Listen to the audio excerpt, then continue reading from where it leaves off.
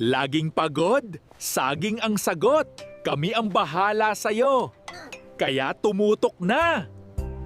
Hi, I'm Bella, your cat nutritionist. I-explain ko sa inyo kung anong epekto ng saging sa inyong katawan. Manood kayo hanggang dulo. Top 5 na epekto ng saging. Energy booster. May natural na asukal ang saging like glucose at fructose. Pampalakas ng katawan. Maganda ang saging pagkatapos mag-workout at nakatutulong sa pagdumi. Number 2, puso-friendly din ang saging. Dahil sa potassium, tumutulong ito protektahan ang puso sa stroke.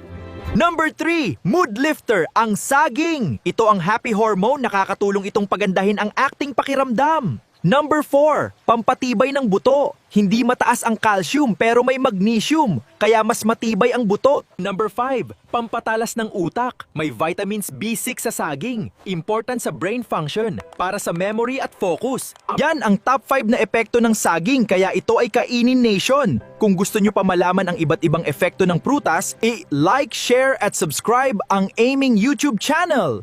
Paalam!